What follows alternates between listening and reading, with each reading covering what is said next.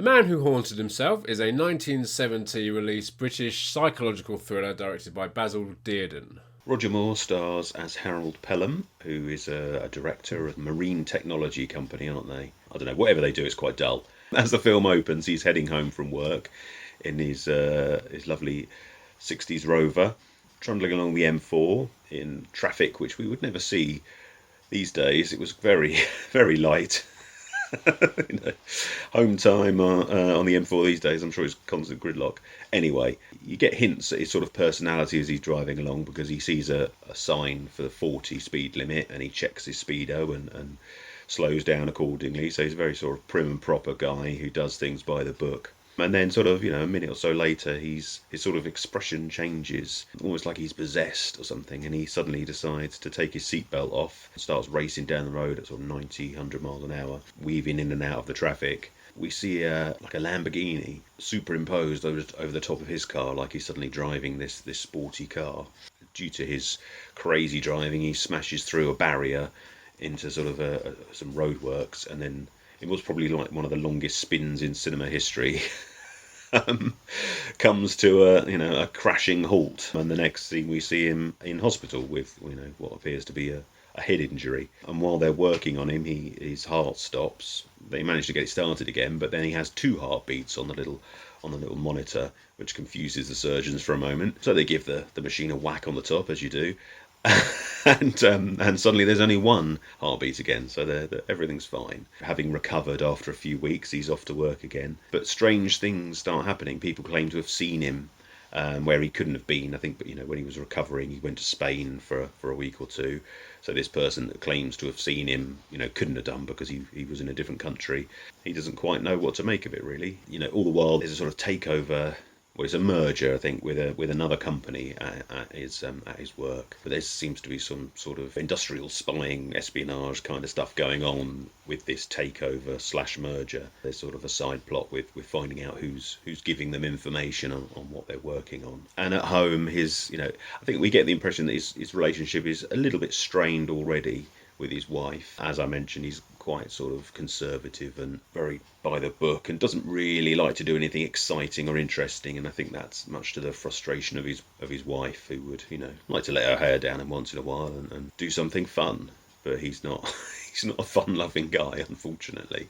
So yeah, this other person, people seem to be recognising as him, appears to be doing all these fun things, like going to play snooker with his friends, and seems to spark up a relationship with this attractive female photographer, which then his wife gets wind of. So yeah, he begins to sort of lose his mind, think, I don't remember doing any of these things or seeing these people, or, what the hell is going on? So it's just a sort of gradual descent into madness as he tries to figure out exactly what the hell is going on. Yeah, and just to take you back quickly to the car crash at the beginning. Yes. I love it because he's driving crazily down the road, and I suppose one might say that, that's his kind of his alter ego, the fun-loving, just for once I'm going to do something crazy. But just before he crashes, there's a car in front of him, and he beeps, and the car moves out of the way, and he crashes through a barrier, and you're like, that car was literally about to crash through the barrier itself. So where was that car going? Yeah, he was going to go into the barrier as well, yeah. I really enjoyed it. Have you seen it before? No, I hadn't. I know, you hadn't? Oh, right. No, I know of it. It's, it's a great title for a film, The Man Who Haunted Himself, and I certainly knew of it, and I know of, well aware it was Roger Moore in there, and I absolutely loved it. I mean... It was so well done and quite strange, I thought. You mentioned how that the business, this kind of dull business meeting going on, and there is a lot of that in there. There's this kind of this strange kind of procedural business meetings, and men going to business meetings. You're not quite sure what it is they're doing, but there's this kind of, I suppose, just injecting this little bit of power play in there, that kind of espionage. And in fact, he does make a joke, doesn't he, Roger Moore? About James Bond, yeah. Yeah, he says it's not all espionage like James Bond on Her Majesty's Secret Service. Yeah. And of course, a couple of years later, he goes into the Bond franchise. So it is October, and it's our month of Halloween horror films that we do. And you were slightly concerned, I think, whether this was actually a horror film. And it's not like a horror film like we did last week, Theatre of Blood. It's not that kind of horror film, but there's certainly psychological horror elements in there, and that's kind of my favourite horror genre, is the kind of descent into madness. I love films like that.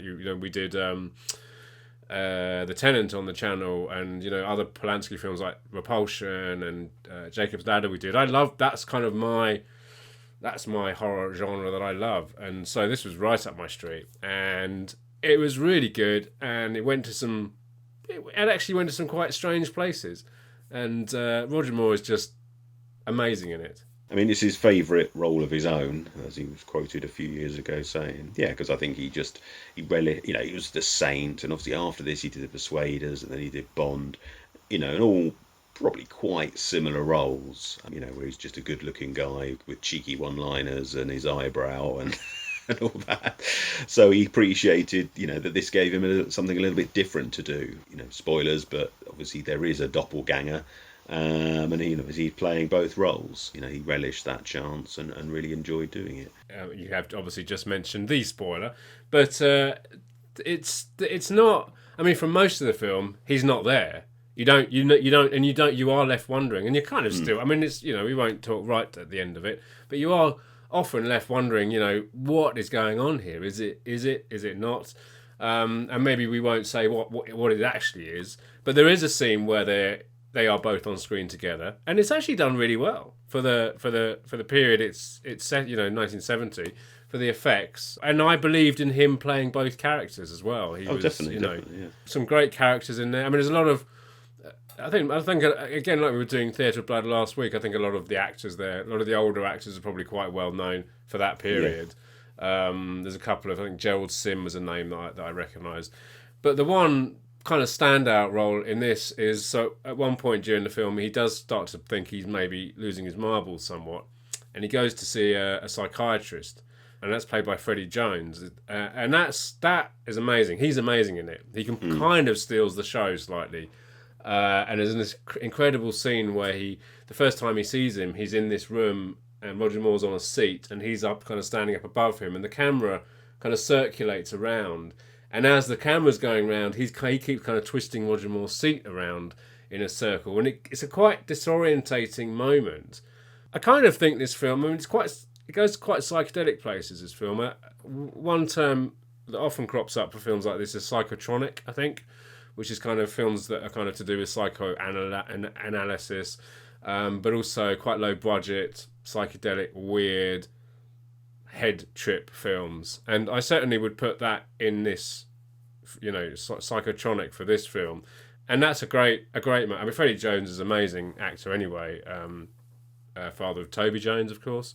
Once he came into it, I was like, wow, this film's suddenly starting to take a kind of a weird route, I thought, and of course it was directed by Basil Dearden, who, I mean, again, he's probably not someone a lot of people would know of unless you're, into a lot of these films from this period. But he directed. He had quite a varied career actually, because he famously directed. Obviously, he directed this. He directed films like Assassination Bureau that came out just before this, and Women of Straw, The Smallest Show on Earth, which is an incredible film with Peter Sellers about a small cinema. He also tackled homosexuality on screen with the film Victim, which was quite a very kind of adult film, which actually changed the laws of homosexuality in this country. And then I think he also, I can't remember the name of it, but there's a film that kind of dealt with race relations as well. So I think he kind of did quite fun stuff like this, but then he also tackled quite serious things too. So I think he was quite an interesting filmmaker. But he sadly died a year after this film. Well, yeah, he was in a car crash, unfortunately, and it was in almost the same spot where they filmed the car crash at the start of the film. And he was working with Roger Moore on an episode of The Persuaders. I mean, I really enjoyed it, and I think, obviously last week we did Theatre of Blood, and this is, although maybe this is not it's not a horror film like that film was. It's certainly got horror elements in it. I think at the start there was the moments I was like, oh, is this going to be a little bit hammy and a little bit cheesy? And there are times that it does kind of go to those places, but then it really picks up, and it really gets quite paranoid at times. I think, when he's really unsure about what's going on. That's what I really liked about it, because I hadn't seen it before. I had no idea what was coming, And there were certainly moments I found myself feeling quite on edge, and it was definitely, it's playing with lots of strange shadows, and there's a whole thing in the house with his wife where his house, she jokes about him being about how middle-aged men like to turn on all the lights, and she clearly doesn't like living in that house either. That too, there's this whole family kind of relationship breakdown between him and his wife, so there's clearly things going on there. And I thought it was very cleverly put together. He's great. I think this is the only time he ever had a mustache on screen as well. Possibly. I mean, he obviously had a full beard for North Sea Hijack. I'm not going to sit here and argue he's the best Bond, but he's my favourite. He's the one I grew up with. Yeah, same. I mean, I first saw him in Octopussy was my first Bond film I saw. Anyway, I mean, that's probably maybe, I think some people might consider it one of the worst, but I absolutely love that film. It's not the best. It's not the best, is it? No. I mean, what would you say his best Bond film was? I mean, probably Live and Let Die. I'm not sure what the first one I saw was, but I always loved Moonraker when I was a kid. Maybe it was the space stuff. I don't know. But even now I love it, and, I'm a big Jaws fan. So obviously that's got lots of Jaws in it. You've got Drax in there, which is a great villain. Sadly we lost Michael Lonsdale the other day, and the innuendo names, Holly Goodhead is the love interest. It's a lot of fun. It's absolutely and completely ridiculous, 100%, but it's a lot of fun. This has totally just turned into a Roger Moore video, hasn't it? But he was, whenever you watch interviews with him, he always was an absolute gent. And gracious and self-deprecating. Just seemed like a lovely guy. He did a lot of work for charity. He just a genuinely nice guy, I think. So I met him briefly once. Did you? But I didn't speak. Well, no, okay, I didn't. No, that's all right. That's not. You were in the vicinity of him. Exactly. Yeah, but so they filmed just up the road at my local station. They filmed. Oh, what was it? It was the film he did with Michael Caine. Bullseye, the film was called. And I think it was utter terrible. Like, really bad. They filmed just a tiny scene there, and we knew that it was being filmed. So me and my brothers went up there just to kind of watch it, and we just saw them walking around. So it's quite cool, because when I saw the film, like quite a few years later, it was just cool knowing that we were like there. Behind them or while they were doing it. And but no, you're right. I think he was kind of a very kind of a gentleman actor, wasn't he? He was, and I mean, he sadly died. 2017? He died. He was always like, to me, he was kind of one of those actors, because I knew him so much when I was younger. He was always like one of those actors that you'd think would be around forever. Just kind of untouchable in a way, and it was very sad when he died, because I mean he's mostly famous for me he's mostly famous as Bond. I can't apart from obviously The Saint, and didn't he turn up? Wasn't he the voice on the radio in the film of The Saint? Is that where he possibly the Val Kilmer one? The Val Kilmer one, yeah. It wouldn't surprise me. I haven't seen that for years, but quite possibly. I think he was the voice on the radio DJ. So little things like that maybe he was remembered for as well, but for everyone else out there, he'll be known as Bond. But no, I mean, I think this was this video has just literally turned into a shrine for Roger Moore. But I think it was really nice to see him in something different, actually, and play. I mean, there's moments here where he actually gets quite dark and bit angry, but I think it shows that he did have his. And maybe that's why he because his acting range is different in this. He gets to kind of explore more areas of his acting range in this film, and perhaps that's why he thought he was so fond of this role, because I think it's really good. And like I said, I'm a big fan of these kind of films, and it does that kind of that type of film justice, I would say, definitely. Where did we see this? You have it on Blu-ray, don't you? I do, yes. Network released it a few years ago. Great. Weirdly, it is Blu-ray, but it does have the DVD in there, but it's like this thin DVD size case. There were two discs in there? There are, yeah. Wow. They got the DVD and the Blu-ray, yeah. But it's super thin. So weird, yeah. I don't know why it's in one of these cases. I mean, I think there were plans to just do a Blu-ray standalone version, but it never seems to have been released. Right. If you want it to fit in with your Blu-rays, it's not going to, because it's very tall. They did do a restoration on it. It looks really nice, actually, considering I think the budget was about £300,000. despite that, what they've managed to get out for the Blu-ray, it looks really nice actually, for a film of its age and its budget. The picture's really good, and you've also got a DVD in there, sort of in the box. It shouts about what does it say? Maximum picture area version of main feature on the DVD, which basically means it's open matte. So they've taken off the black bars at the top and bottom. Why that's so exciting, I don't know. I mean, obviously that, back in the days of square tellies, that was standard practice for pretty much every film, or obviously it would be cropped. But that's not how it's intended to be shown. And often when they did that, you'd be able to see like boom mics and things that you shouldn't be able to see, or lights and things. But I mean, I guess it's on there, so if you wanted that version, obviously you've got it, which does have more picture information on it, but it's not the way that it was intended to be shown originally, I guess. I mean, you've also got a commentary on there with Roger himself and one of the producers, and I think it's like a film historian who's written some books. I forget his name. It's reasonably interesting. It's quite slow moving, but there's a few little factoids on there. If you're a fan of the film, I mean, if you're in the States, it was also released by Kino Lorber. I mean, that's just the Blu-ray version, so no open matte on there. But it does have. I mean, it has the same commentary. It also has a sort of, I think it's about 18-20 minute long interview with Joe Dante and Stuart Gordon talking about the film. Oh wow! Which sounds quite interesting. So we should also mention that it's based on a short story called "The Case of Mr. Pelham." Mm-hmm. It was written by Anthony Armstrong. It's not a writer I know. So it was done 3 times, I think, before this film.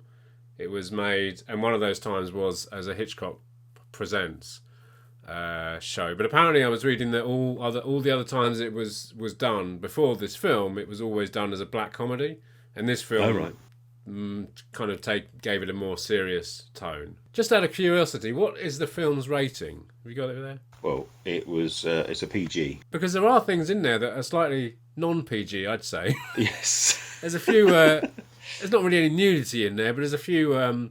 Especially with the scene with the photographer. So Roger Moore's character, kind of the alter ego character, is having this affair with this photographer, and of course, most of the film we spend is with the non-adventurous Roger Moore, and so of course he goes to see this woman, and he's like, he's completely unaware that this other version of himself is having this affair with this woman. And there was a couple of moments in there where she's kind of wandering around her flat in quite skimpy underwear, and I mean, so skimpy you can almost see things, you know what I mean? Yeah. So I was quite surprised at the PG rating. I mean, obviously compared to stuff nowadays, it's pretty innocent, but there's a couple of moments in there which are quite dark, but obviously that's it's not that horrific or anything. When they first meet her at they've gone swimming, and she was played by Olga George Pico. I don't know what she's doing. She's taking photographs of some swimmers in their speedos. But they make some sort of innuendo jokes about her f-stop or something. Oh no, he does. Yeah, that's right. And then as they walk out, his friend says like, "No, actually, she should be an F4 or something like that." Yes. Oh dear. Surely you should be talking about lens length. That would be more innuendo. Anyway. Anyway. And that was The Man Who Haunted Himself. And as always, if you enjoyed the video, let us know in the comments below. Hit that subscribe button there, and don't forget to push the bell for notifications. There's other videos to check out over here. Come and find us on Twitter, Facebook and Instagram. And join us next week for another video.